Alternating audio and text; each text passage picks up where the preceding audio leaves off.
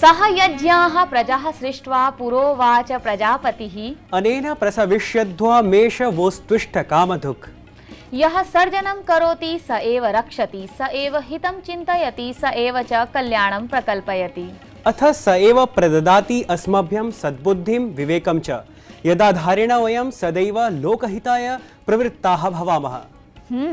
कर्तव्यात् न प्रमदितव्यं, सर्वहिताय च प्रवर्तितव्यम् इति भवेत् सदैव अस्माकं संकल्पना। सत्यम्। अतः अधुनापि अस्मिन् कोरोना संकटकाले सत्यपि सूच्यौषध प्रयोगाभियाने बहिर्गमनसमये मुखनासिकाच्छादकप्रयोगात् न प्रमदितव्यम्। एतदेव अस्माकं कर्तव्यम्। आरोग्य संसाधकेभ्यः प्रियदर्शकेभ्यः अस्माकं प्रणतिततयः। इयमहं दीप्तिः सादरं वन्दे सर्वान्। सदैव कर्ममार्ग संलग्नेभ्यः प्रियवीक्षकेभ्यः अहं नीतीशः अपि प्रत्यर्पयामि स्वनमनाञ्जलिम्। नीतीश, मन्येऽहं यत् यथा वयं पश्यामः तथैव अनुसरामः। दृष्टिः एव सर्वप्रथमम् आकर्षणस्य पराकर्षणस्य वा भवति कारणम्।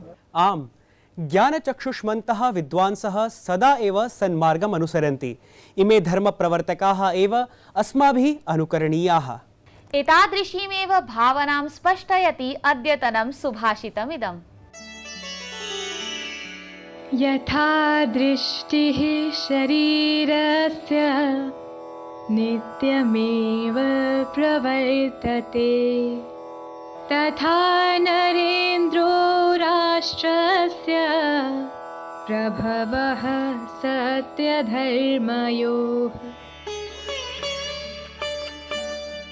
जिस प्रकार दृष्टि अर्थात आंखें शरीर के हित में प्रवृत्त होती हैं, उसी प्रकार राजा राज्य के भीतर सत्य और धर्म का प्रवर्तक होता है।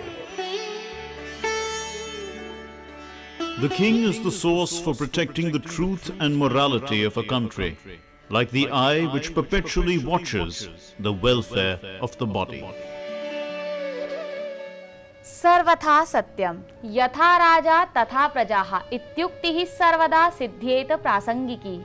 नूनं सुभाषितप्रभागः तु सदैव ज्ञानप्रवर्धकः भवति एव।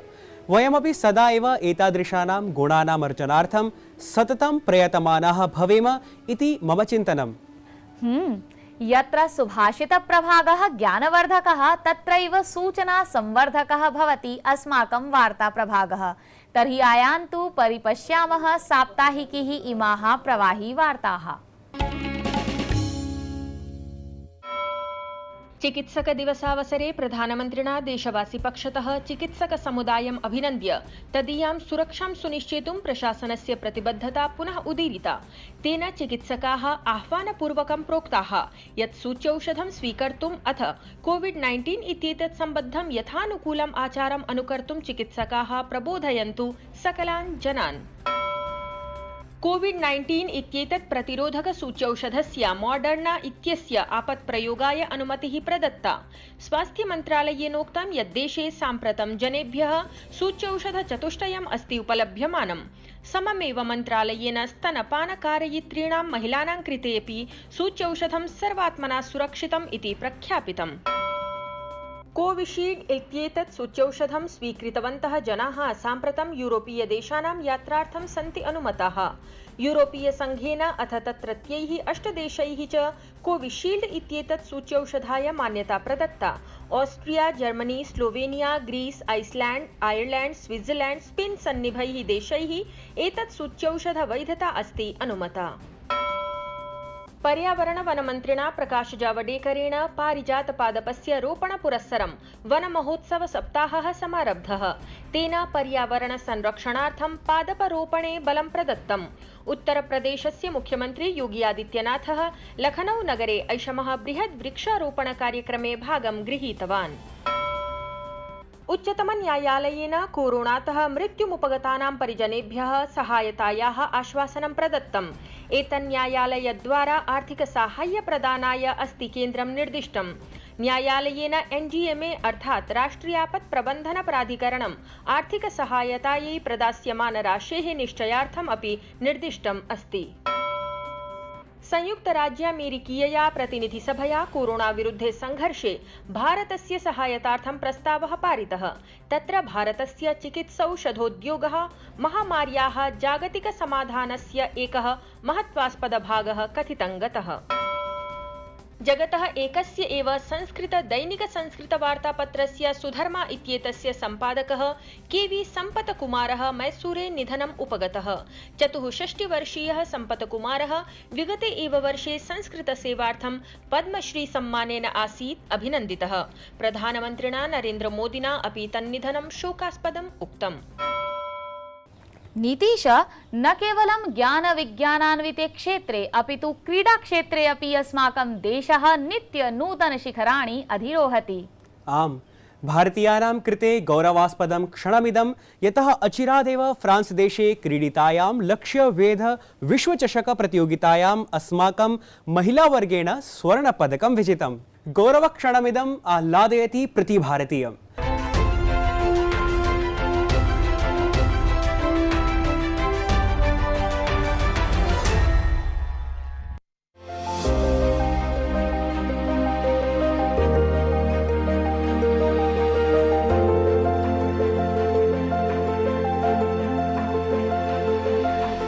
विगतः सप्ताहः भारतीय क्रीडा जगते सिद्धः अतीव उत्साहप्रदः गौरवभृतश्च।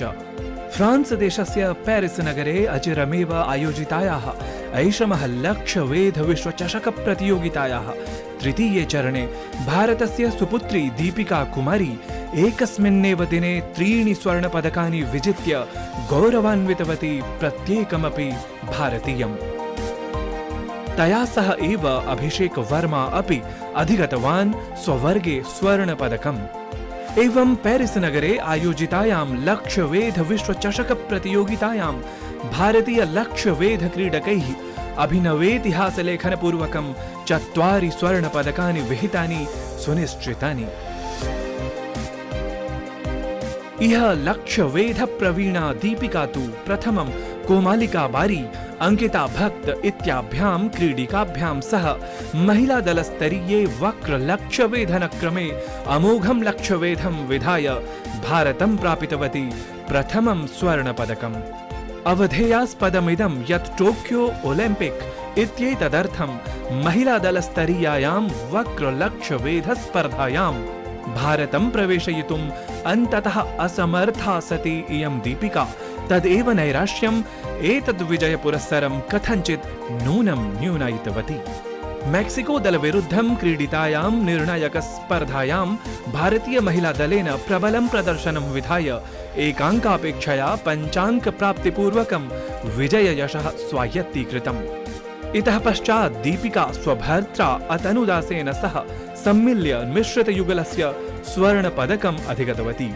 एतस्मिन् अन्तिमे संघट्टे अनेन भारतीय युगलेन नीदरलैंड दलविरुद्धं भव्यतर प्रदर्शनं विधाय अंकत्रयापेक्षया अंकपञ्चकम् अर्जितम्। आप्तश्च अपरः ऐतिहासिकः जयः।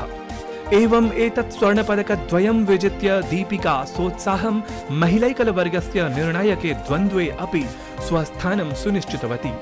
इह अन्तिमे द्वन्द्वे सा रूसदेशीयां स्वप्रतिद्वन्द्विनीं 0 विरुद्धं 6 अंकार्जनपूर्वकं पराजित्य एतस्यां लक्ष्यवेध क्रीडायाः विश्वचषक प्रतियोगितायां विजयत्रयसमन्वितां वैजयन्तीम् अधिगतवती। अपरत्र भारताय अभिषेक वर्मणा अपि स्वर्णपदकं साधितम्। तेन यौगिके व्यक्तिगते च निर्णायके संघट्टे संयुक्तराज्यामेरिकायाः क्रिस् काफ् इत्यसौ प्रदत्ते समकालिके अवकाशे पराजितः। स्वर्णपदकस्य तृतीयं विजित्य दीपिका कुमारी एतद् विश्वचषकक्रमात् पश्चात् लक्ष्यवेध क्रीडिका मानाङ्कने पुनरेकवारं प्रथमस्तरे जाता आरूढा। ध्यातव्यमिदं यत् असौ द्वितीयवारम् अर्जितवती एवं प्रथमं क्रमम्। 27-वर्षीया दीपिका तु इतः पूर्वं 12-2000 आसीत् लक्ष्यवेध क्रीडायां शीर्षस्थानासीना। भारतीय लक्ष्यवेध क्रीडकदलेन एवं अतीव उत्साहप्रदं प्रदर्शनं विधाय स्पष्टीकृतम् इदं यत् जापानस्य टोक्यो नगर्याम् अचिरात् जायमानायै ओलिम्पिक् क्रीडायै तदीयं सर्वोत्कृष्टं प्रदर्शनम् अस्ति आगम्यमानम् इति। निशान्त सिंहेन सह नारायणदत्तमिश्रेण विहितं वार्तावलीवृत्तं डीडी न्यूज़।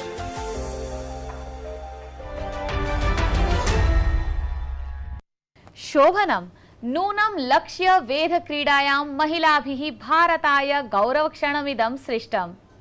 कथन नहीं, वस्तुतः तु प्रत्येक क्षेत्रे एव महिलाभिः सततं प्रामाणितं प्रामाण्यते अपि स्वकौशल प्रदर्शनद्वारा अग्रतः अग्रगण्यत्वम्। दर्शकाः अत एव अद्य स्वकौशलद्वारा नाम योगकौशलद्वारा प्रथितिं गताम् अपरां महिलां नाम मुम्बईस्थ योगसंस्थानस्य निदेशिकां डॉक्टर हंसा योगेन्द्र वर्यां सम्मिलामः वयं त्रिज्या प्रभागान्तर्भूते साक्षात्कारोपप्रभागे।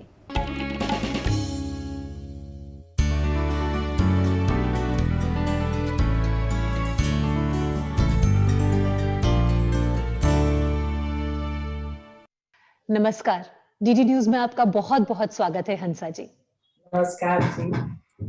हंसा जी, सबसे पहले तो आपसे यही जानना चाहेंगे कि आखिर योग है क्या? देखिए, योग तो एक फिलॉसफी का विज्ञान है। हमारे देश में जो दर्शन शास्त्र हैं, 6 दर्शन शास्त्र, उनमें से एक दर्शन शास्त्र योग है। योग ऐसा शास्त्र है जो कहता है इंसान को जीवन में कुछ लक्ष्य होना चाहिए, कुछ पर्पस होना चाहिए। हम जो भी काम करते हैं वो क्यों कर रहे हैं, ये सोच कर करें। अगर हम आज का काल देखें, कोविड-19 के संक्रमण का काल है, तो ये बहुत ही स्वाभाविक है कि जितने लोग हैं वो नकारात्मक सोच से घिरे रहे और घिरे हुए हैं। तो किस तरह से योग उन्हें इस नकारात्मकता से सकारात्मकता की ओर बढ़ा सकता है? इंसान को करना क्या है, पहले तो सोचना बंद करें क्या होगा क्या होगा, क्योंकि सोच के करना क्या है, आप उससे आप क्या अच्छा मिल रहा है, आपको जो होगा उसका इलाज है, उससे बाहर निकलना संभव है। खाने पीने में ध्यान देना है, क्योंकि जैसा खाओ अन्न वैसा होवे मन, वैसे विचार वैसे आपके कर्म, वैसे आपके कर्तव्य, सब कुछ अन्न के साथ जुड़ा हुआ है। तो बहुत जरूरी है कि अन्न पे ध्यान दें। अब यहाँ हम कहते हैं कि इम्यूनिटी बूस्ट करने की चीजें ज्यादा खाओ। यहाँ हम कहते हैं कि इंसान जो इम्यूनिटी को कम करता है पहले तो बिल्कुल बंद कर दो। सारी चीजें जो बंद करने लायक है वो है, एक तो खाना जो रखा हुआ है, बासी खाना फ्रिज में पड़ा है, हम निकाल के खा रहे हैं, वो बिल्कुल बंद। रोज ताजा बनाओ और ताजा घर का खाना खाओ, ये पहला नियम। दूसरा नियम कि ये पैकेटेड चीज, पैकेट खोला खाया, बॉटल खोली पिया, बिल्कुल बंद, क्योंकि वहां सब प्रिजर्वेटिव्स है, आर्टिफिशियली कलर्ड, फ्लेवर्ड, विटामिनाइज्ड, मिनरलाइज्ड है। तो ये सारी चीजें पेट में नहीं जानी चाहिए। फिलहाल तो इम्यूनिटी वो सब लो करेगा। तीसरा, नॉन वेजिटेरियन फूड बिल्कुल बंद हो जाए, क्योंकि वो बिल्कुल सही नहीं है हमारे इंसान के शरीर के लिए। हम बने ही नहीं है नॉन वेज फूड के लिए, तो वो भी बंद कर दिया जाए। शरीर को उससे स्ट्रेस पड़ता है और इम्यूनिटी लो होती है।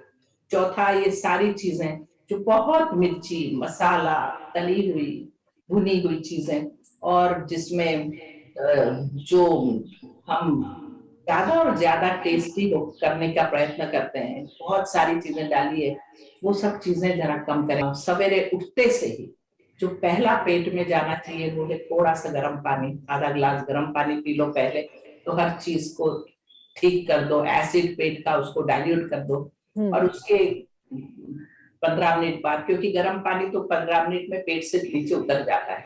अगर डायबिटीज वगैरह हो तो मैं स्ट्रांगली कहूंगी कि रात को मेथी भिगो के रखो। रात को भिगोने की बहुत सी चीजों की आदत डालो। और मूंगफली को भी रात को भिगो के रखो और सवेरे प्रेशर कुकर में उबाल कर कुक करके उसको चढ़ा दो, और वो प्रोटीन बहुत ही फायदा करेगा। मुट्ठी भर के बच्चे मूंगफली के दाने खा लें सवेरे, एक केला खा लें, उनके लिए बेस्ट ब्रेकफास्ट हो जाएगा। बड़ों को भी 10 से 12 मूंगफली के दाने खा लेने चाहिए, और बादाम अगर हो तो 5-1 बादाम खा लें, और ये चीजें किशमिश, 2 काजू, 2 उससे ज्यादा नहीं, वो सब खा लेने चाहिए। ये इम्यूनिटी को बढ़ाने के बहुत अच्छा साधन है जी। तो ब्रेकफास्ट बहुत जरूरी है, और ब्रेकफास्ट होना चाहिए। समय को भी देखना पड़ेगा कि वो 8 के आसपास, 7 और 8 के बीच में ब्रेकफास्ट हो जाना चाहिए। जब सूरज उगता है उस समय पेट में कुछ चीज जानी चाहिए, क्योंकि मेटाबॉलिज्म शुरू हो गया है। नाश्ते में ये चीजें तो है ही, और अगर ज्यादा कुछ खाना हो तो पोहा है, उपमा है, आप डोसा खा सकते हो, इडली खा सकते हो, ढोकला खा सकते हो, कोई भी चीज है इस तरह की थोड़ी सी ये भी खाना जरूरी है। 8 बजे तक ब्रेकफास्ट खाया हो, 12:30 1 बजे लंच है, तो 10 साढ़े 10 बजे एक प्लेट फ्रूट्स पेट में जाने ही चाहिए, इससे इम्यूनिटी बढ़ती है। तो जब हम फ्रूट्स की बात करते हैं, क्या कोई ऐसे स्पेसिफिक फ्रूट्स हैं जो कि हमारे इम्यूनिटी को बूस्ट करते हैं, या जितने भी मौसमी फल हैं वो सभी लाभदायक होते हैं? देखिए, फ्रूट में 3 फल को बहुत महत्व दिया है, उसको पूजा में भी वापरते हैं। एक तो फल है कदली फलम, जिसको कहते हैं केला जी। दूसरा फल है श्रीफल, जिसको कहते हैं नारियल जी। हाँ। और तीसरा फल है ऋतुफल। ऋतुफल जो भी ऋतु की सीजन्स है वो ऋतु में वो का फल खाना ही चाहिए। अभी पेरू मिल रहा है, चीकू मिल रहा है, मगर फल का योग के हिसाब से एक ही नियम है कि फल पका फल होना चाहिए, कच्चा बिल्कुल नहीं। फल अलग से खाए जाएं, ताजे फल अलग से खाए जाएं, खाने के साथ नहीं या खाने के बाद नहीं, अलग से। लिक्विड लेना बहुत जरूरी है। तो ब्रेकफास्ट में लोग अक्सर दूध पीते हैं या चाय पीते हैं या कॉफी पीते हैं। हम कहेंगे ये सब चीज नहीं करनी है।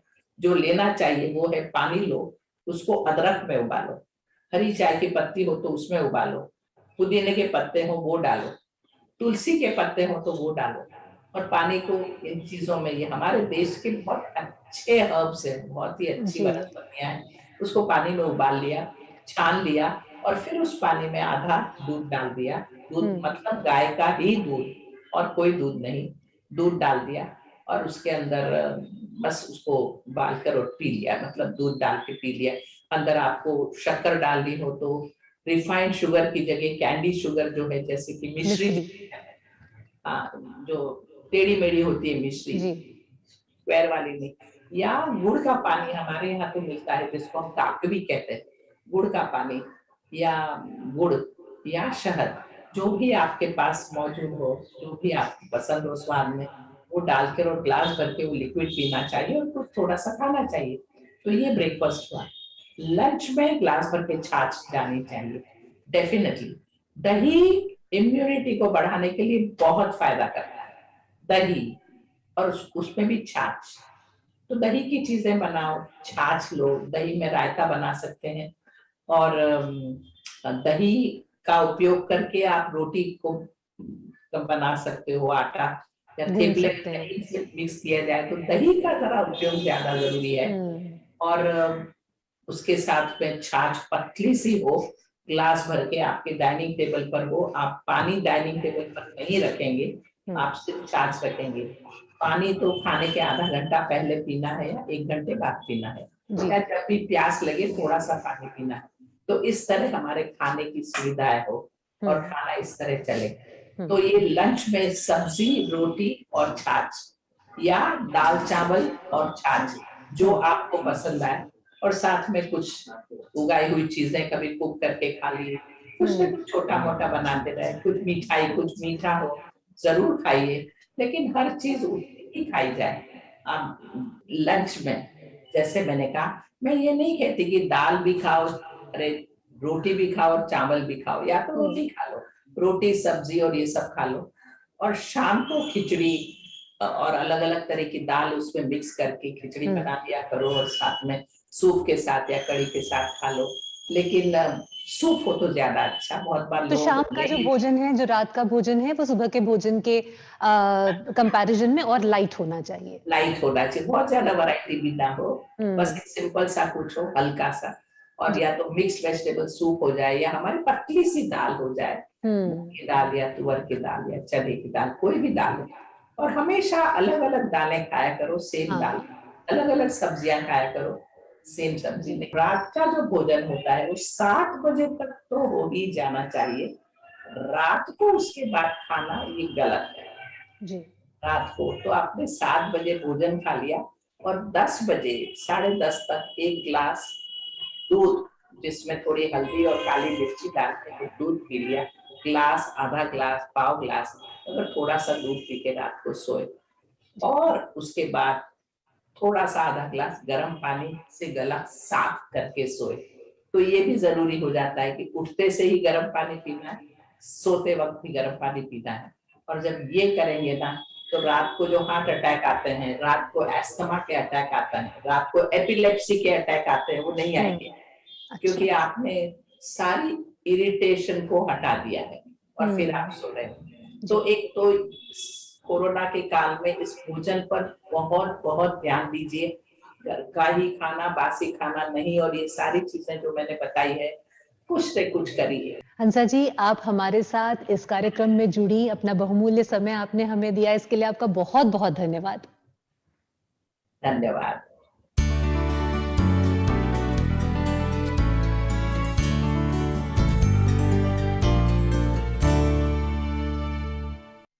शोभनम।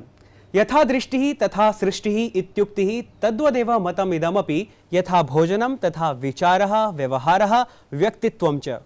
उचितं कथनमिदं।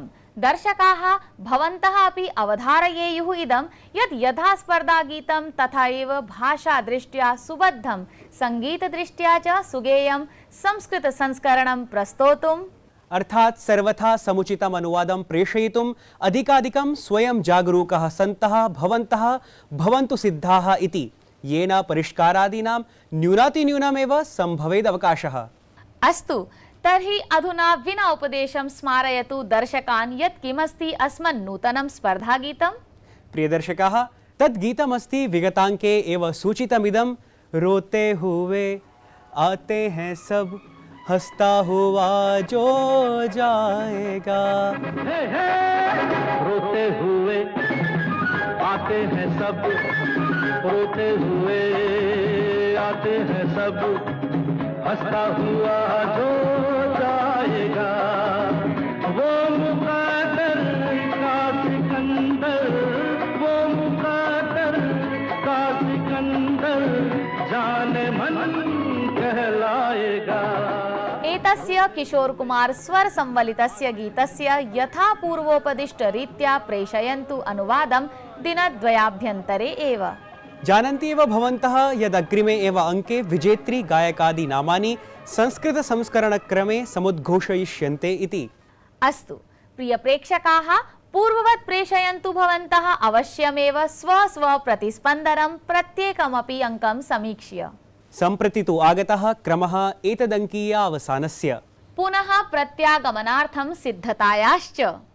तावदस्मिन् रमणीये गीते रमन्तां संस्कृत शब्दराशिं च सर्वे संसेवन्ताम्। नमो नमः। विश्वजचन्द षाण्डधरानन्द शानन्दं नृत्या दिवतमुहरहि प्रणीत। विश्वजचन्द षाण्डधरानन्द शानन्दं नृत्या दिवतमुहरहि प्रणीत। वन्द्यां वन्द्यते निखिल शिवकवृन्दैः, वन्द्यं तव चरणरूपारविन्दं। विश्वजचन्द षाण्डधरानन्द शानन्दं नृत्या दिवतमुहरहि प्रणीत।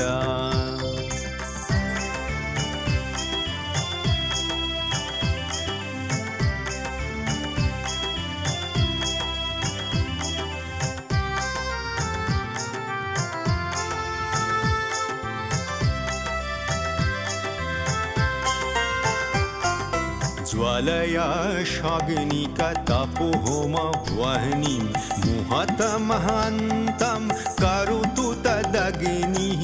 ज्वालया शाग्निकतपोहोमवह्निं मुहतमहन्तं करोतु तदग्निः। विश्वदेवालये शालोकशिखं विलसतु प्रज्ञादीपकम्।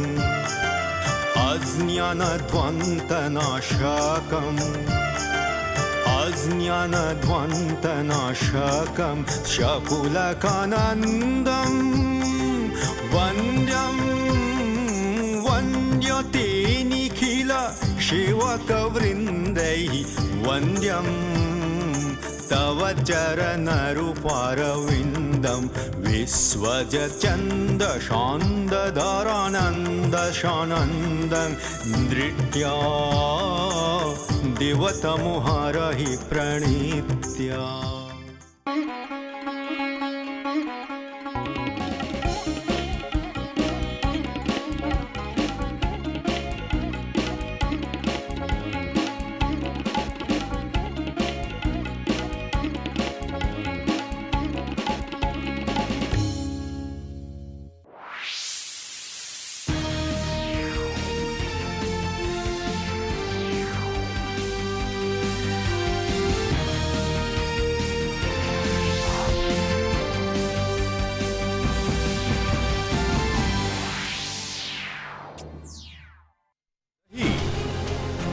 सती स्पष्ट